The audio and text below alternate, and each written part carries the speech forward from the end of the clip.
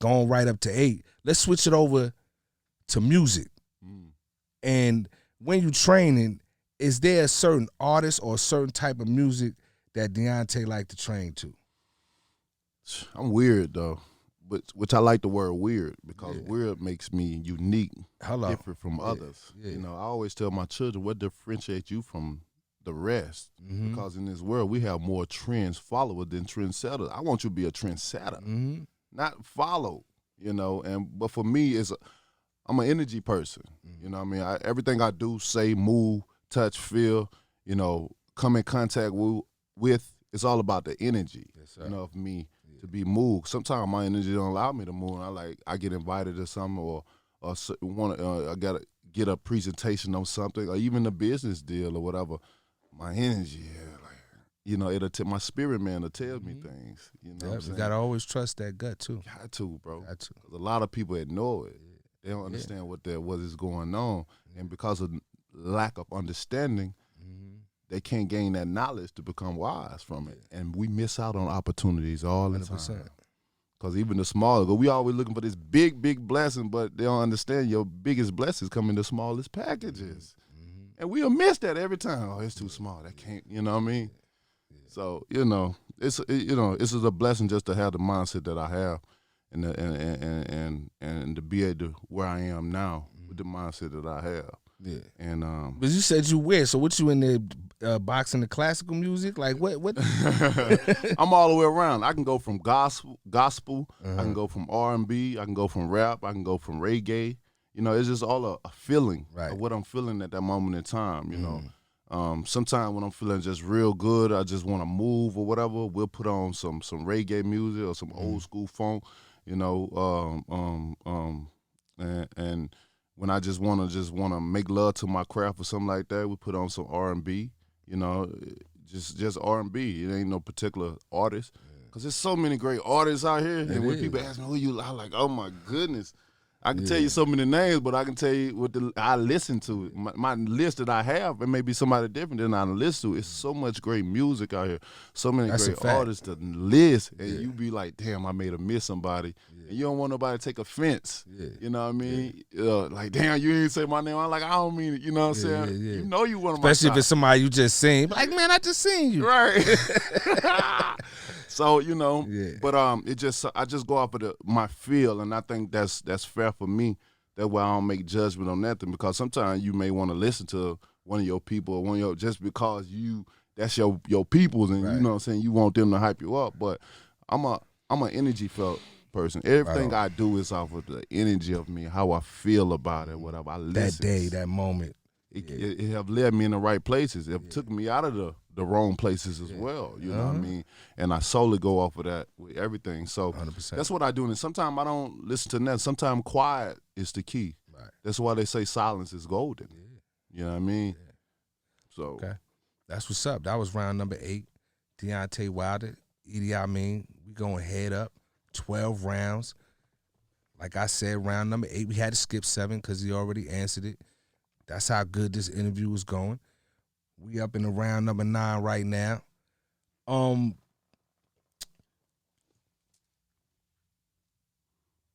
Is there any time where during the middle of a fight you ever stop and wonder or think to yourself, why am I doing this? In the middle of a fight? In the middle, where the fight is going on. And it's tough. What the fuck I'm doing up in here? What the fuck am I doing here right now? Because I'm going to be honest with you. Like, sometimes, like, when I'm working out and I'm in the gym and I'm sweating and, you know what I mean, I got one of my guys yelling at me and I'm like, man, I don't need to do this shit. What the fuck? I can go home. Right. But I understand why I'm here. Of course, I know why I'm there. But you just have that moment where you say, why am I doing this? Yeah. I've never had that moment of being in the rings, you know, and just had that while I'm doing it, especially like in competition wise. I may have had that moment in training. You know what I'm saying? That training, boy. Training always gets you like, man, what the do I really want to do this? Do I really want to get punched in the face? And you know what I'm saying? It go through your mind. Those thoughts definitely go through your mind. But I don't, you know, for me personally, it never have went through my mind in an actual fight. maybe because, you know, for the risk that I'm taking, it's a great reward in the end. And knowing that you're going to get a reward is kind of, you know, good for the risk. Yeah. You know, because you know you're going to be able to feed your family and then be able to, you know, enjoy your fruits of your labor yourself as well. You know what I'm saying? So with that being said, I think that's kind of give you the motivation to do what you got to do. But I have, early on in my career, in the middle of a fight, have daydreamed. I was on the ropes one. You know, I was handling it. The fight was going my way. I'm controlling it. You know, I'm hitting him on will when I want to. I'm always showboating a little bit. And I end up getting on the rope. The fight was so easy. I end up getting on the rope, and then all of a sudden I just went into a daydream. I can't tell you what I was thinking about at the moment in time, but I went into a daydream. I was so relaxed, and then when I woke up, I see a punch coming, and he hit me, and he dropped me. It's early in my career. He dropped me. And I remember getting up and then 1, 2, I was like, So, of course, I end up finishing the round. I end up knocking him out. But I would never forget that moment in time. Like, I had a daydream. I even had an out-of-body experience one time before. Wow. Where I came out of my body. I saw myself looking at me and my opponent. In the ring? In the ring. And when I was getting ready to come, it was the second fight of me and Berman Stavern. And when I was looking at him, and he was looking at me, we were just at one moment apart. We were just standing in the middle of the ring looking at each other. And when I came outside my body, I saw me and him right there. And then when I was getting ready to make my attack, I came back in my body. Well, it's crazy. So many, it's just like having tunnel vision. You know, many times I've had tunnel vision where I can't hear nothing, no one. I can't even see you. All I can see is what I'm focused on. Your mind can get to a point where you're so focused. Right. You're so determined. 100%. You feel me? In that zone. That you going to another dimension. You understand me? Where it's just me and you in this right cloud or tunnel around. I can't hear nothing, can't see you. The focus is so big that I can't hear nothing but you and see nothing but you. I can hear nothing so quiet that I can hear your heart. Boom, boom, boom. You know what I mean? So when the attack come about, and I knock you down, that's when everything come back to life. Just imagine, like, you ever been in your car and you forget that you turned the volume on because you done listened to something. You done got out that mile, you know what I mean? And you get back in there. Like being on autopilot. You know what I'm saying? Yeah. And then when music come on, it loud in your ears, you're like, oh, that's how it is when you have that tunnel vision, then you knock somebody down. And then the crowd go crazy because everything's shut off around you. You can't see nothing. You can't hear nothing but that. And then when you do what you come to do, everything come back to life. It's crazy. So many different moments, man. That's what's up. This planet. That's a great answer too, man. This planet is magical. What we live on this earth, we are magical, man. If people only knew that. You too. Tell it, and you and you too, and you and everybody out there, y'all all magic too. Big facts. 12 rounds, Deontay Wilder, man. That was round number. Was that 10 or was that 9? That was 9. We in the 10. We got 10, 11, 12. In boxing, they call this the championship rounds. He taking them, so they gonna get a little tougher.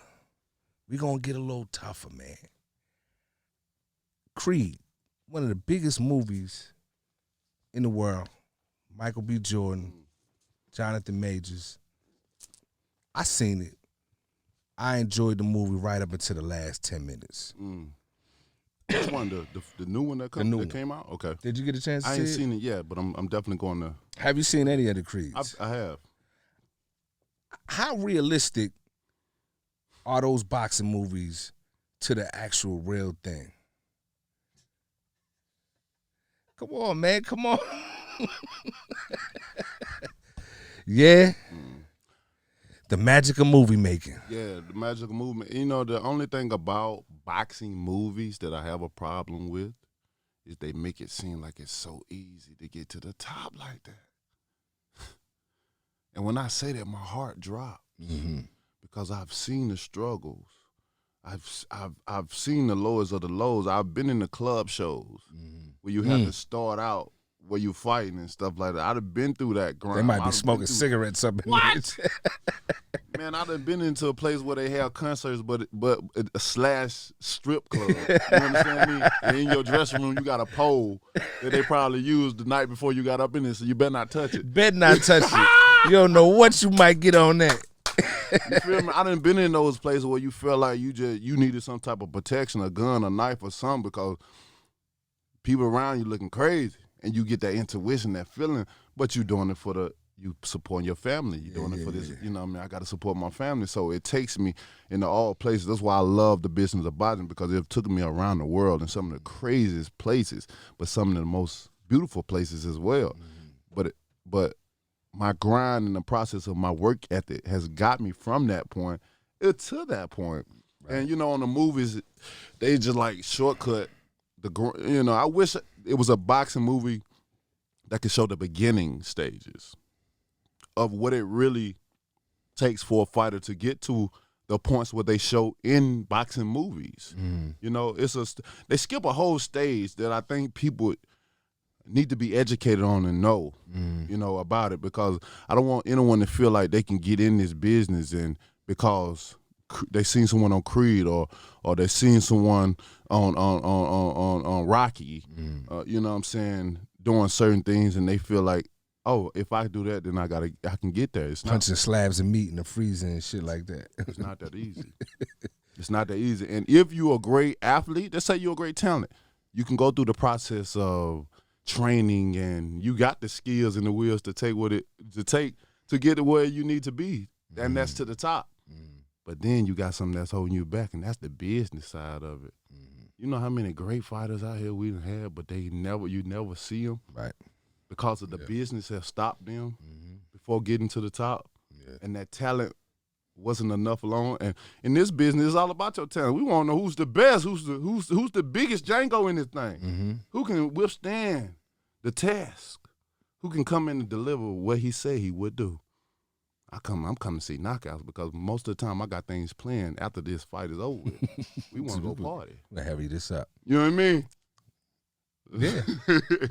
So, you know, when I see them, when I'm looking at these movies and being into the business, I had to separate myself from what I'm seeing and what is realistic. You know what I mean? Especially being hardcore in it and know for real, you know, it's kind of hard, but it's good for the moment in time, what the movie represents and what it stands for, and it does bring some type of enlightenment towards the business, right? What others would call sport. You know, that people may want to be interested in looking or going to a fight or even participating in it, you know, but what the movies show. It's not close. It's not. Ain't nothing like the real thing, baby. Hey. That's the truth, especially when it comes to boxing, man. So that was round number 10. Sticking with the business side of things, being a heavyweight champion immediately catapults you into the lexicon of pop culture, to where everybody now knows your name. They think they know you. Man, shit, even when you pulled up today, it was a guy that just yelled out, "Bomb Squad!" loud as hell. And I could just see the look on. Nah, I don't know him. Who is that guy? I don't know him, but I can see. It absolutely was not. Yeah. This ain't O's first rodeo. He ain't gonna do it like that. But it was another gentleman out there, and he just hit you with the Bomb Squad all loud as soon as you got out the car. I could tell by the look on his face, he was like, you know, but you got fans and you have your public persona, and you're always very gracious and very humble when you're dealing with the people. Talk about what fame has been like. Round number 11, 12 rounds with Edie and Deontay. What has fame been like for Deontay and some of the things that you've had to deal with being famous, man? Yeah. I mean, fame, I could describe fame. With fame come fortune if you apply the right measurements to it. The investment of it, you become famous and have the fortune to go behind it. And for me, fame and fortune is just as good as this juice that you got, this A&M Wellness. Yes, indeed. A&M Wellness right here. Immortality, that Liddy juice. Me? this is nice. Yeah, thank you. And that's sir. what it feels. That's what it feels like in the Shout out to my brother Omar. Come on with it. But for me, because of who I am and how my grandma prepared me, she said I can't be like others. I'm different. My mindset would be different. The way I think, the way I talk, the way I move would be different. And she's so right. Everything she told me was right. Spot on her. Ah, my goodness. The things that they can know. A real, true old person that got real wisdom. Because everybody don't have wisdom. Age don't bring wisdom. Nah, I don't. You understand me? You'll be considered an old fool if you don't have it. That's those the saying out there. Some people like, you better hang around that old person. They got a lot of wisdom. That's not true. It ain't true. But she anointed. She told me, she blessed me. And she told me, and I don't feel famous, bro. I don't think I take it in. I let it go to my head like a lot of people do. Right on. You feel me? Because I got a great duty in this world. I got a great task. I got a great fulfillment. I'm fulfilling my position wholeheartedly. You understand me? A lot of people don't understand what I do or why I say the things I say. Yeah. You know what I mean? Sometimes I may stagger or stumble with my words at times. But I believe in the saying, what's understood don't have to be explained. So if you understand what I'm saying, even if you don't understand how my lingo or what I'm and the sentencing or the position I'm placing my sentences in, what's understood don't have to be explained. And you felt. You know what I'm saying? I mean, it's like music. It ain't what you hear, it's what you feel. Facts. If you feel what I'm saying, then that's enough. I can build an army that can move mountains for me, that'll run through walls. Yeah. Because a lot of people in this world don't believe in things. And if you understand that if you don't believe in something, you'll fall for anything. Yeah. Just imagine if you have someone that do believe in something. Nah, you said a mouthful right there. You said a mouthful. I may not believe, but I got somebody that do believe. So what you think they gonna do? They gonna follow the man that they believe wholeheartedly because he making me feel what he's saying. It ain't what I'm hearing no more. It's what I'm feeling now. So man, now I'm getting uneasy. You're speaking gospel right now, man, because one of the questions I get all the time, especially when it comes to Pac, when it's the argument is always there, who's the best rapper all time, and I say it's unfair to compare other artists to Pac because he was different because he made you feel something. And that's what set him apart. He may not have been the best rapper. Come on. He may not have wowed you with metaphors and all these big words and all of that shit, but when you play Dear Mama, you had a mama and you felt that. Facts. You know what I'm saying? Yes, sir. And I can go on and on. So what you said is spot on. 12 rounds, man, we getting to the end of the fight, man. And he ain't even looking tired. He jabbing like Larry Holmes. He ain't even broke a sweat, y'all. And I thought I had some tough ones in there. But I think this last one might do the trick. I think this last one might do the trick, man. Deontay Wilder, man. You haven't fought in a minute. People waiting on you. Your fans is waiting on you. When is the next fight, and who are you fighting, man? We want to know. Yes, man. sir. Yes, right sir. here on the Outlaw Show, man. And I think a lot of people that listening gonna be, rubbing their legs and their knees. It ain't because of arthritis, because they waiting, man. You got everybody out here waiting, man. Like boxing is boring. I ain't gonna lie to you, man. Unless you fighting, and whoever you fighting. It's boring, man. Big facts.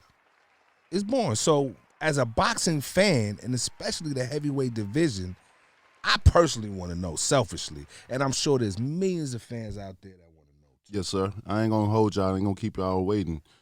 But I got something big coming very soon. I've been doing a lot of business and meeting a lot of leaders. And it's been an amazing journey, and as I continue on my journey and taking full control of my career, I continue to meet people, and in this world it's all about who you know and not what you know. You can, you know what I mean? You can have it all, but if you don't know the right people, you're gonna fall. You know what I'm saying? But I say that to say I can't reveal all details. You know what I mean? I gotta keep certain things in, although I know what's going on and what my path is leading That's to. good enough for me. He know. What I mean? Yeah. He know. We might not know yet, but he knows, so that means it's gonna happen. Oh man. And I want y'all to feel me as I sit here and as my gestures and I speak about it's going to be amazing. These last few years that I have left, it's going to be amazing.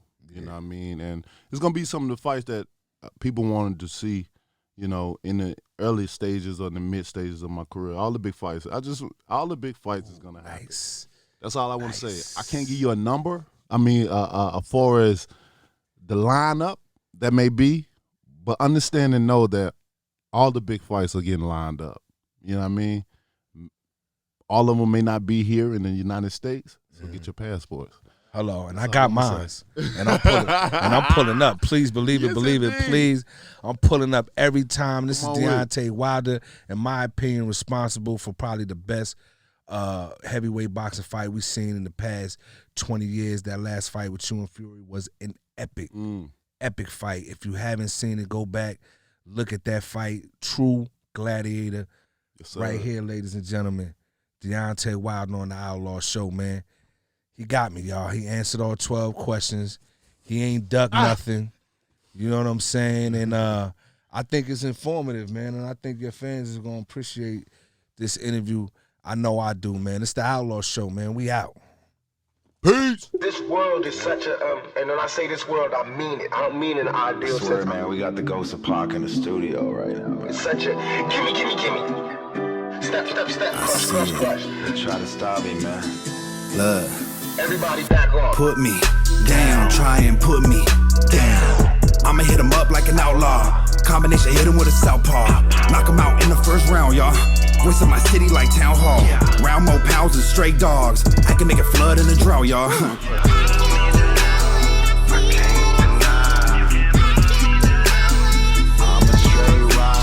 Never gon' settle. All I do is get better. All I do is get cheddar. Pulling up, blowing pressure. Outlaw shit forever. All right, I know I said 12.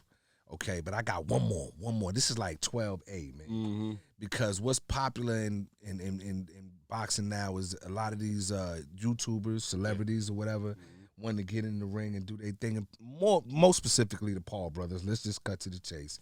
Your thoughts on the Paul brothers, and do they actually have skills to actually have a viable career in boxing, in your opinion? Right. First off, the Paul brothers, I think they've been doing a great job, tremendous job with what they've been able to do with the networking and with social media, gaining all the social YouTubing, you know, and being able to bring attention to boxing, you know, because of all the fans that they have. Yes. You know, it allows them to come in and get involved with boxing. If they didn't know what was going on, they know what's going on now, you know, and a lot of people, you know, may not hear about things or see things, you know, in this world. We got to understand it's a big world to spread. So many people in so many different situations that they may not know who you are, may not have seen you until they follow someone that they do know on, you know, whether it's YouTube or anything. Because we can have our phone right here watching, you know what I'm saying? Yeah. All kind of things. Like, now they into boxing. Let me see. Then you see other fighters coming to fights and stuff like that. Now they're getting, you know, attention and stuff like that.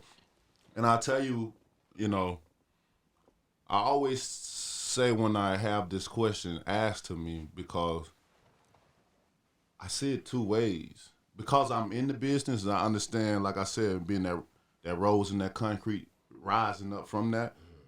So I speak for fighters in that same sense. And most fighters are all like that, because if you're a fighter, you're coming out of some type of poverty. You feel me? Definitely. You won't be in this. All the greatest fighters. Not this right here. You know what I'm saying? So I have to give respect to the fighters that's coming up and the fighters that's almost just right there at that breakthrough. Just keep on fighting, bro. You're going to have it. You're going to get it. But I see it from one end of how these fighters, how they come up and they see them YouTubers getting into their business, you know what I'm saying, making all this money when they're doing the real groundwork. They are in it like what the movies display what they see, you know what I'm saying, with all the fame and stuff like that. Right. But the movies don't display what these other fighters, these, you know, these girls, you know what I'm saying? Yeah. They don't see that. They don't understand that world. This is a whole totally different world. Right. You understand me? It's crazy in this world. It's the things you will see and the places you'll go and the people you have to fight. to get it's some real shit going on around here. So I understand as far as fighters and how they see it and looking in or whatever, or coming in and y'all trying to make a market and make money out of our business, what we do when we had to go the long way around here, seeing y'all easy. Then, it always race plays a factor in all things that we do. At this point in time, we're not blind. Sure. Come on, 100%. Bro. Yeah. We're not blind to that. You know what I'm saying?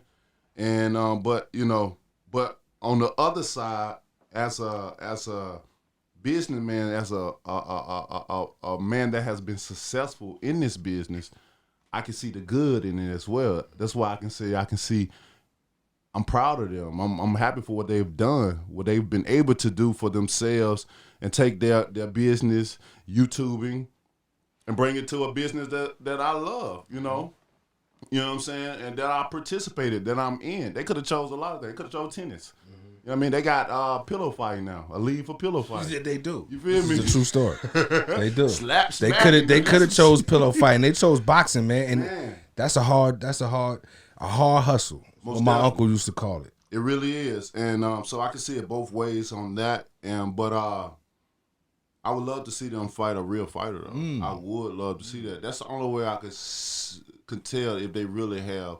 So who's that? That was Jake who fought Fury's brother the last fight? That's his brother's first fight, though. But he my lost. Understanding.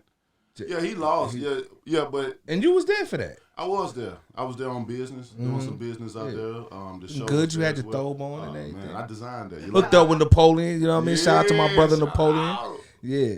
That was a great barbecue at Smoky Q's right there. Shout out to Smokey's out there. And if you out there, make sure you go by there and support. Most definitely. Most definitely. So, but, I commend them on what they've done, and I recommend them to continue to do it. I mean, if you can bring somewhere where fans are come and watch, then why stop? They say if you build, they shall come. And if you got a module of building and they're participating, then why not? Only thing I advise them to do to help a couple of fighters out. I think they'll be more appreciative. You feel me? Put them on the undercovers a little bit or main events and stuff like that. Share that light. Like they did in Saudi. They did that in Saudi. I say continue to do that.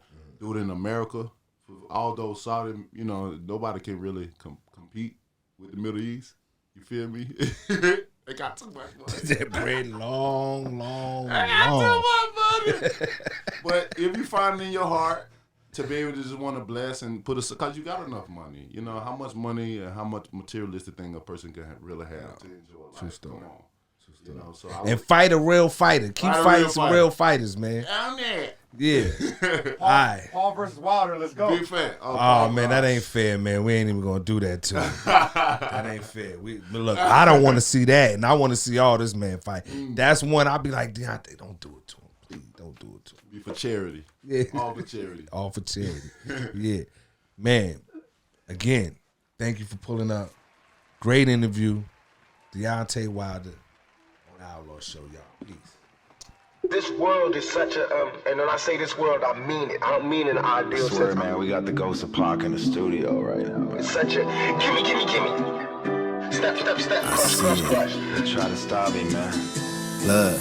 Everybody back off. Put me down, try and put me down. I'ma hit him up like an outlaw. Combination, hit him with a southpaw. Knock him out in the first round, y'all. Voice of my city like town hall. Round more pounds than stray dogs. I can make it flood in the drought, y'all.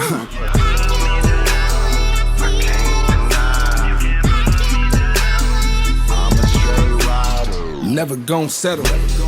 All I do is get better. All I do is get cheddar. Pulling up, blowing pressure. Outlaw shit forever.